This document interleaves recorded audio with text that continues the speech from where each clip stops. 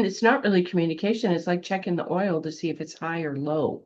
It doesn't tell you actually how the car is doing. If the walking cactus never got up and started walking, we wouldn't have cactus anywhere. Yes. So keeping the water clean and the air clean keeps us healthy and keeps the data healthy. Well, hello, Arloe Fontenot. How are you? You're doing great, Myrna. Good morning. Great to be here. It's wonderful to interview you.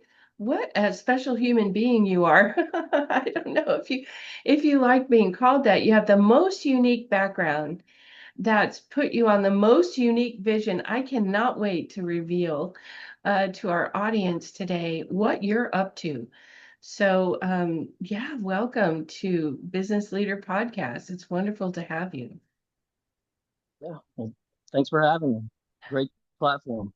Well, I want to mention that you're a scientist, a technologist, an entrepreneur, a pioneer in AI. My goodness, we keep stacking up the titles. And you've invented a device called the CHUB device, Cognitive Health and Utility Beacon. And there's a story that leads to this device, this prototype that you have, its creation. And as we discussed before we hit record on this podcast, that story starts with you being at the wrong place at the wrong time. You were completing your third degree, which is in AI and machine learning at UT. Your bachelor's of science in biochemistry came from LSU in Baton Rouge. And then you have a master's in environmental science from Texas Southern University.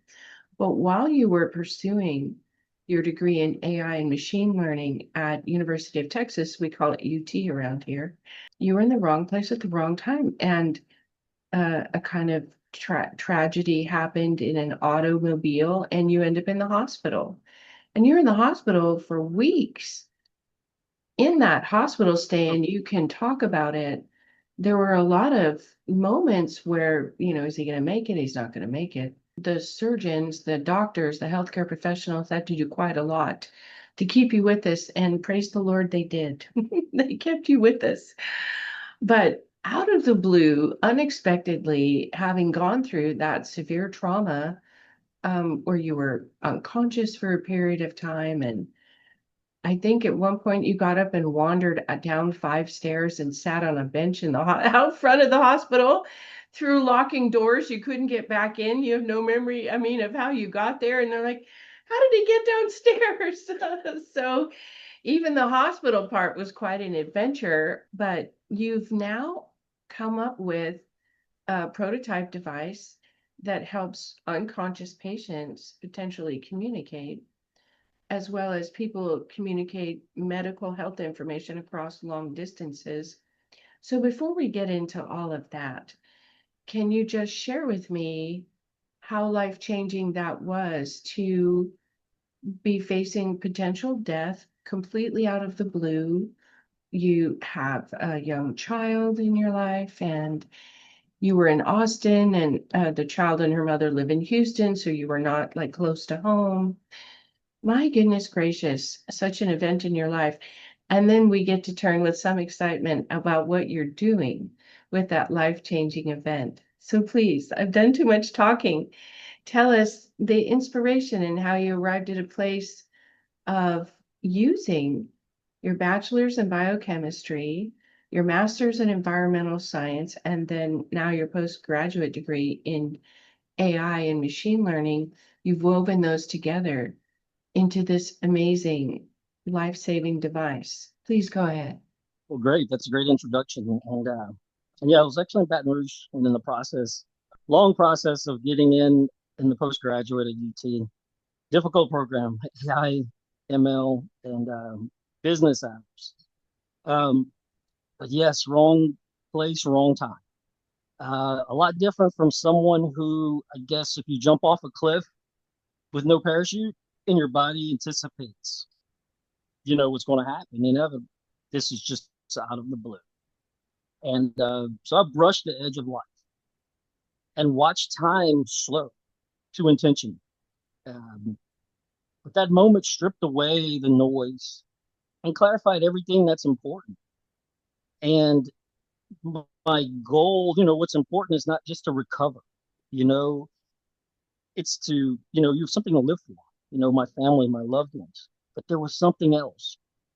Uh, it's to live in my purpose. And in this case, it was to build this technology that listens to the human being and not just through vital signs. A lot of times people get in some very bad accidents or incidents and they can't speak. Yes. Or your grandparents go comatose, vegetative. You don't know what they're thinking. You just see an EKG. Okay, they're alive, but supposedly they're brain dead. So we don't know.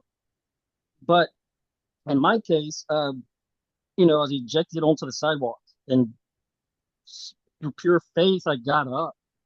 With each breath, it was God on the exhale. I was thinking blood was going to shoot out like a garden hose. If you're familiar So with scary Call to of have Duty, that just visual, happen. Yeah. very much. But I stood up, purpose. And my experience became the blueprint for the CHUB. It wasn't just about survival. It was a divine interruption in my life. And I knew I had to build something that speaks when the body can't. And that's how the application and the idea of the CHUB was born. It's so interesting, this non-peripheral communication idea that you have. Most of us are familiar with a watch that'll tell us how many steps we've walked. Some devices monitor our blood pressure, our heartbeat. If we're a heart transplant patient, we can our cardiologist could print out like a mini EKG from a device we wear. But as you're saying, that's just biometric information. It's not really communication. It's like checking the oil to see if it's high or low. It doesn't tell you actually how the car is doing. There is no communication. It's just a data point. Like, wow, look at that irregular rhythm, or that blood pressure is up kind of off the charts, or the blood sugar is kind of off the charts. It's like a data point, and there's a lot more communication that needs to happen. When you talk with survivors of airplane crashes, or boats that sank, or people who have gone to war, and they have this life or death confronting moment where on the other side they realize they survived something that other people don't survive, either other people in the moment or other people in similar situations. And then they question, why did I survive? And so in that question, you found true meaning and purpose. Correct. Correct. And good point. Those people, 200 people on a plane, one person walks away. That person that was divine intervention. That person has a purpose. And I'm sure if we go track that person down, they're living in their purpose. The same thing happened in my case. It just stripped away the noise, what's truly important. And with all this education, with all of this brain power and the practical ability, what can I do with Yes. it? And God just kind of went, this right here. Yeah. Listen to my internal text message that I just sent you.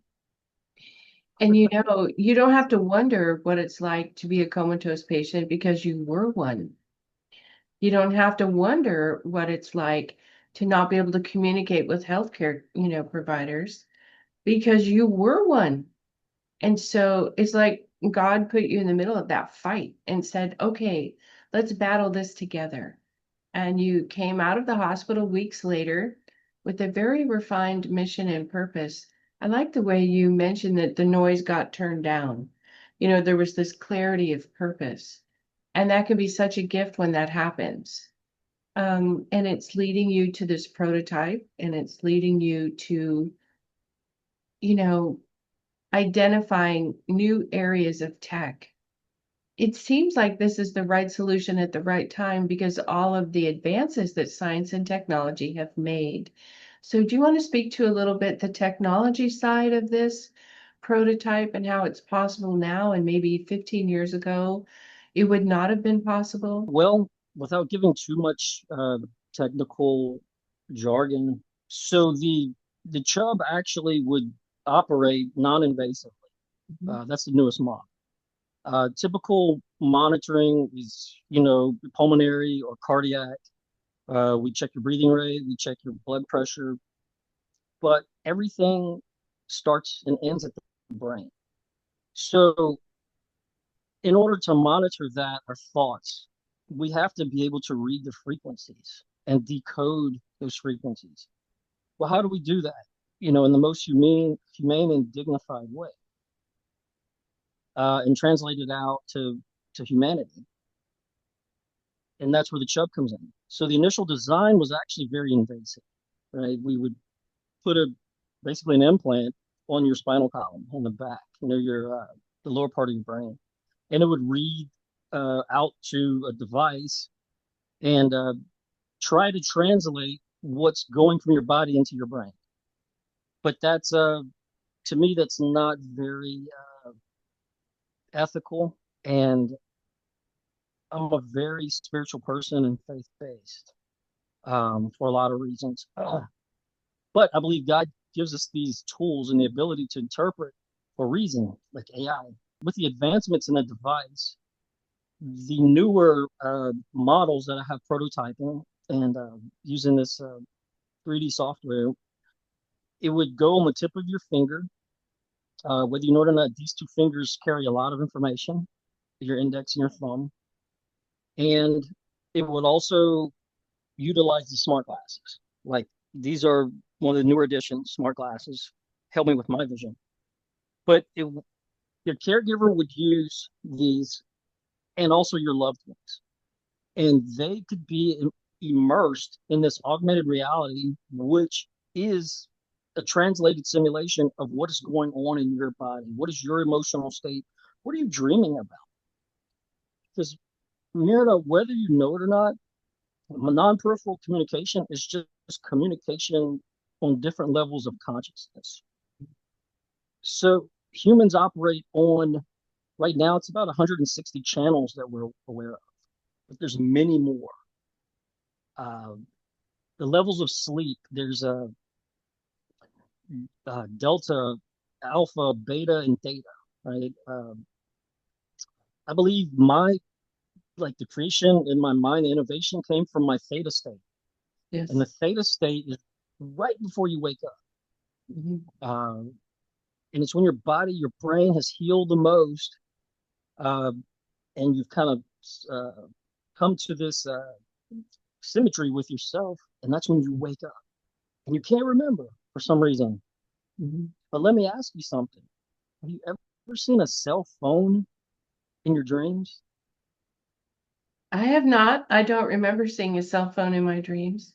It's a lower form. It's a lower form, a lower frequency of communication. Have you ever seen a television? No.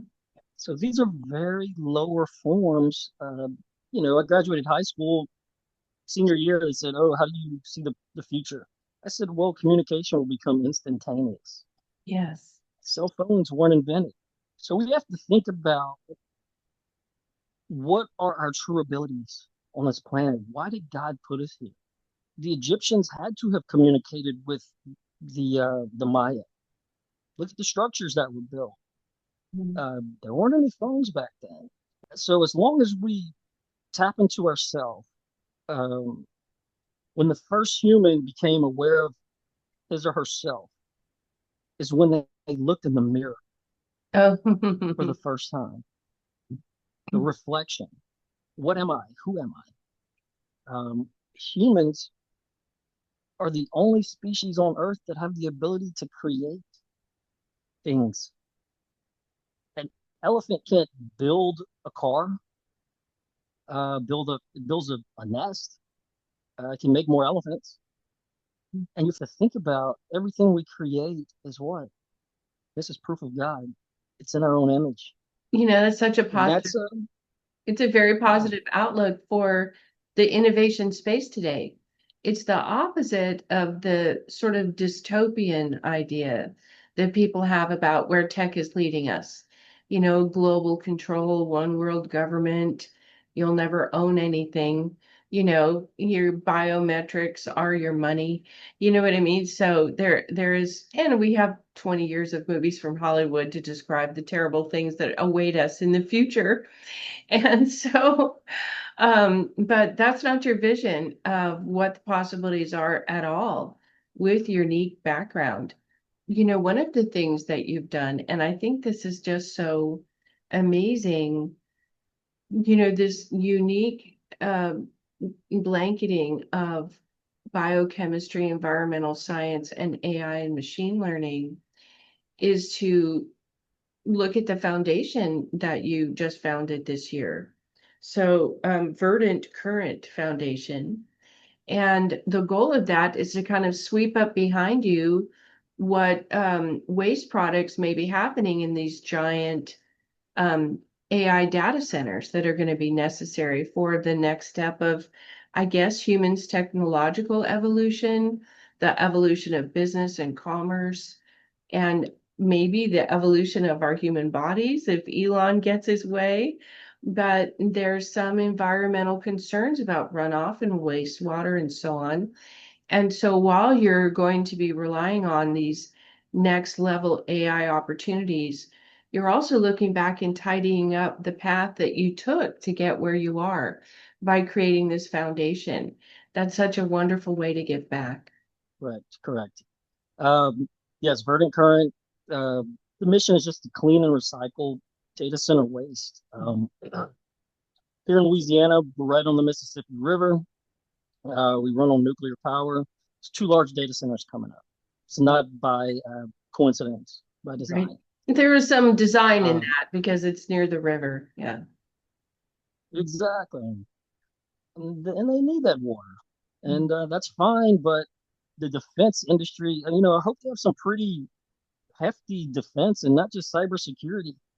Uh, if there was some type of skirmish between countries and these places were damaged, our data's damaged.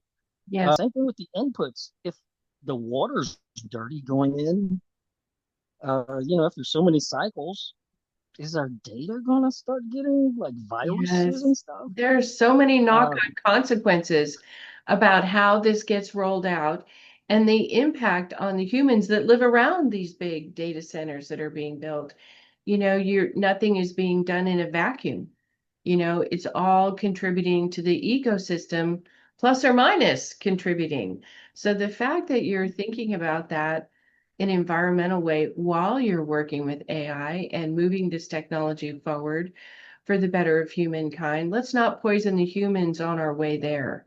Let's not ruin the water right, or the communities around these data centers while we let the data centers make these amazing breakthroughs for our future. right. Because who produces the data for these centers? You and I. Yeah. If we're not, we have the power. If we all chose to turn our phone off for one day, think about it.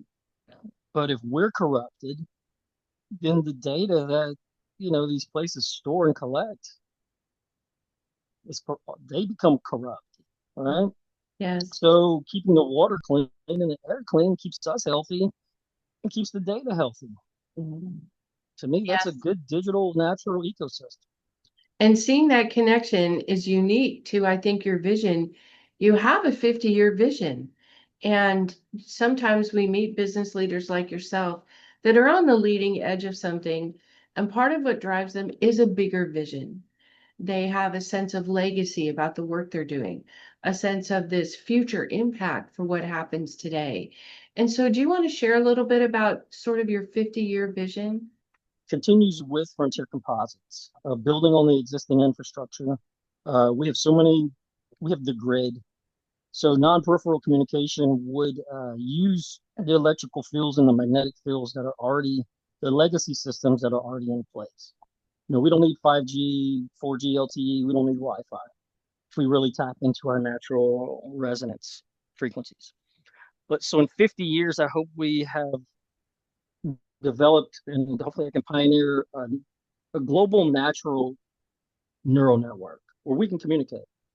Um, the same light with with the foundation and this may strike some people as different, but Einstein said, the truth about smart people is they appear weird to other people. Yes. It's Um, not the consensus opinion typically that invites breakthroughs. right, right. But in 50 years, it's 2025. So 2075, I believe, I can envision a planetary scale initiative to eliminate non-recyclable waste. Okay, by launching non-recyclable things directly into the sun. Okay, That giant in the process, incinerator above our head, the incinerator of all incinerators. the one we can't stare at directly. Yes, it's powerful, but it's also whence we came. It's the source. I got a glimpse of, you know. Um, Technology doesn't have to be the enemy to environmental causes. It can hand in hand be part of the solution. yes, ma'am, correctly. Mhm. Correct. And we need to make the earth lighter. And this project, this stewardship project would use these advanced technologies. I want all the trash. I want all of the waste in the world. Um, and, somewhere remote, I'm not going to name a state, gather it in and create a lot of jobs through rail, through truck, through ship. Just give me all the trash.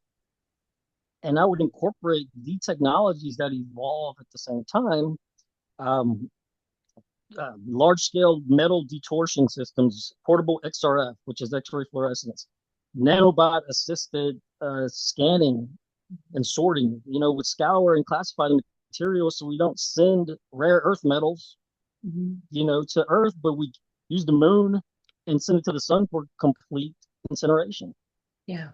And I believe, you know, beyond the environmental impact of this, it would symbolically and physically lighten the Earth and reset our relationship with waste and our planetary responsibility. Um, and then beyond that, these same vessels could carry something far more sacred, the ashes of our loved ones. Mhm. So, so each individual urn would rest in a dedicated chamber, and they would be equipped with a GoPro style camera to document the final journey. And so it'll be a return to source and a leap into the light. A farewell not marked by gravity. We bury people in the ground. It's going down. No. Mhm. But by grace. So my view, the future is bright. You know, you can put a little song, a little memorial. Grandpa said this, or Grandpa liked this song. He really liked Clint Eastwood. Something like that. Such an interesting vision. 8 billion people on the world and counting. And so we kind of are looking at how much space we have for everything. And you've really given a lot of thought. It's a beautiful 50-year vision that all the components of the ecosystem just declare to work in harmony instead of kind of at cross purposes with environmental concerns, technology concerns. Before we go, I wanted to hear a little bit about stories that you create for your daughter. So, among the many things you're a proud papa. And one story you came up with for your daughter was the walking cactus kid. And I think it's so fun that even in your daughter's stories, there's an environmental component. Maybe a little bit of science, honey, while we do our story. I've got this story for you. So you want to share a little bit about that? It's very heartwarming and it kind of rounds out your worldview that it includes, successful, happy humans, not just machine learning breakthroughs or AI assisted technology. Wow. So yeah, it's a special thing that her and I have. The walking cactus. So I tell her this story. It's a brave little soul, right? Who kept walking even when it hurt. Right? It started off very personal, just potty training. And I told her, you have to wipe really good or you're going to walk around like a walking cactus all day. So stop. Uh, Lots of parents out there can relate. yeah. But the story has evolved over time. That was when she was younger. Um, Now it's about resilience to always keep going forward. A cactus will still keep growing, even when there's no rain, for years, Yeah. right? Um, and struggle is part of success Yes. and faith. Um, Mhm. just one more day, just one more day. Because if the walking cactus never gave up, it wouldn't still be here. And also, if the walking cactus never got up and started walking, we wouldn't have cacti anywhere else in the world. Right, right. And and it started walking, or it didn't walk initially because it was fearful of not having water. Yes. Well, so there's a lesson there that there are things all people need. Even a cactus needs water. So water is important, but also the Exactly. resilience of adapting in a harsh environment, that through adaptation we can continue even in difficult or harsh circumstances, encouraging resilience that way. So I imagine that's a story she'll be telling her kids one day. My dad used to tell me the story of the walking cactus. So your legacy will live on in multiple ways, Arlo. Right. She knows her dad didn't quit. Absolutely. Well, do you have any last thoughts about this non-dystopian future that you see for us as I keep thinking of Tesla, I keep thinking of so many of the great scientists that maybe were misunderstood in their times, right? And they had Right. different thoughts about energy or different thoughts about the possibility of space travel and were poo-pooed at the time, but you have a vision and actually now a prototype coming out of that vision. So I'm sure while you're in the hospital, it seemed like wrong place, wrong time. But as this takes hold and you're able to help nonverbal patients who can't speak their needs or what their desires are in terms of their medical care or saying goodbye to loved ones, it may have been the right place, right time. So, because of what has come from it. Correct. I guess I can say I hope this reaches those who need it most. Um, Especially the younger generation who fear hardship, especially those in leadership. They fear struggle. But the truth is, innovation often emerges from adversity. You will find, you will find a way. And just look at the breakthroughs our country achieved during times of war, per se. When that pressure forged progress. I can't say it's always constructive because the atomic bomb, but we learn how to harness that into nuclear power, something Yes. beneficial. So to anyone out there, we're humans. We're supposed to struggle. God sent Adam and Eve into the wilderness because they disobeyed him. Struggle because you got to learn difference. The tree of knowledge between good and evil. Know that struggle isn't the enemy; it's the proving ground. Yes. It's a Never give refinement up. process. You're better for it. Exactly. Well, we all going to benefit from that difficult struggle that you faced as your innovations come to marketplace, come to people to be able to actually utilize. It's going to be a very wonderful thing. And I just want to thank you for your resilience and your persistence that you've kept this vision alive and you're marching forward and thinking about cleaning up the environment on the way, as you march forward with the technology that recognize the ecosystem that we're all navigating together. So it's just so wonderful to introduce you to our audience, Arlo, and I couldn't wish you more success. Thank you, Myrna. Thank you for having me. Yes, well, we're going to keep our eye out on Verdant Currents. And I don't think I mentioned Frontier Composites Company, which is the name that's building your prototype CHUB. So congratulations, keep marching forward and telling stories to your little one. It sure will. All right. Thanks Sure everyone will. for Thank you. watching. We'll see you all next time.